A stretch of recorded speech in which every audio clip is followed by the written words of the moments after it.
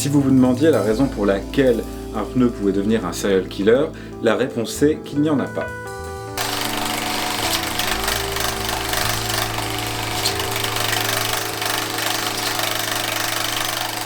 Les films de Quentin Dupieux sont tous marqués par de nombreux éléments qui peuvent nous paraître absurdes. Une pluie qui tombe subitement dans un bureau, un homme pris d'une crise d'eczéma invisible, ou encore un homme qui prend la liberté de repeindre toutes les voitures qu'il croise en bleu. Alors, ces éléments, ils sont la clé de l'univers de Quentin Dupieux et ils font aussi son originalité cinématographique. Le plus souvent, ces manifestations-là, elles apparaissent de manière brutale ou spontanée et personne ne pense dans le film à les remettre en question, ni même ne les trouve étranges. Chez Quentin Dupieux, le shérif Chad n'est absolument pas surpris de chercher un pneu serial killer en plein désert. La raison elle est simple en fait, c'est que les films de Quentin Dupieux ils obéissent tous à une même règle, et cette règle c'est le no reason. Le no reason, qu'est-ce que c'est? À vrai dire, ça n'existe pas vraiment. Le terme no reason, on le retrouve dans le monologue du shérif Chad au tout début de Rubber. C'est le monologue en fait qui présente le film et en même temps l'univers cinématographique de Quentin Dupieux. Le no reason, ça pourrait être effectivement la version 2.0 ou la version propre à Dupieux d'un genre qu'on appelle le nonsense. Alors le nonsense, c'est pas un mouvement artistique comme la nouvelle vague, c'est plutôt un genre. Ce genre, il est assez difficile à dater, mais les spécialistes s'accordent quand même sur le fait que Lewis Carroll et Alice au Pays des Merveilles auraient lancé le genre du nonsense. Alors, quel est le rapport entre le shérif Chad et le chapelier fou? Le nonsense, c'est avant tout un terme qu'on retrouve très fréquemment dans la culture anglo-saxonne.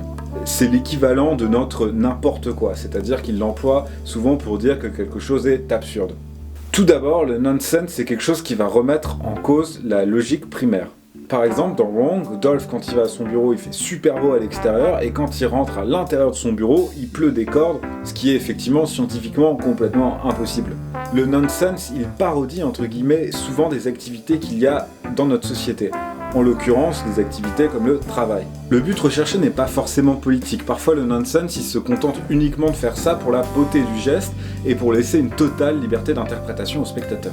Le nonsense, il obéit en fait à un ordre très précis. Il faut le distinguer du fantastique ou du merveilleux. Dans le cas du fantastique, on a souvent affaire à un second monde qui vient faire irruption dans le premier. Par exemple, dans Matrix, dans le premier épisode, vous avez effectivement Neo qui pense que la vraie vie, c'est le monde qu'il connaît, et au final, il y a un deuxième monde qui va faire irruption et qui va remplacer le premier. Dans le cas du merveilleux, effectivement, on a un univers qui existe, qui a des règles qui sont différentes de l'univers qu'on connaît habituellement, mais où les personnages ont des sentiments, des aspérités, des envies, etc. etc.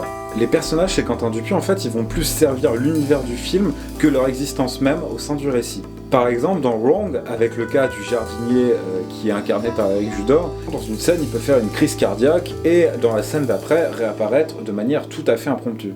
Alors, tous ces phénomènes, ils n'arrivent pas par hasard. En réalité, ils obéissent à un ordre très très précis. C'est un système de contre-logique. Le meilleur exemple en fait de la contre-logique qui anime le nonsense, c'est le monologue du shérif Chad. Au début de ce monologue, en fait, il va poser toute une série de questions qui peuvent paraître effectivement logiques.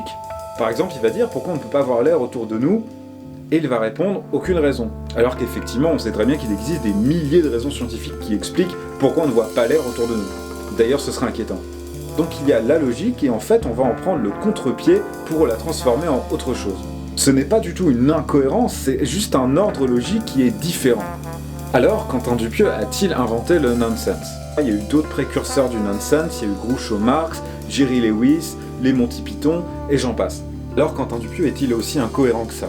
Je vous invite à regarder ces films pour vous faire une idée. Voilà, c'était le deuxième épisode du Focus sur Quentin Dupieux sur cette chaîne.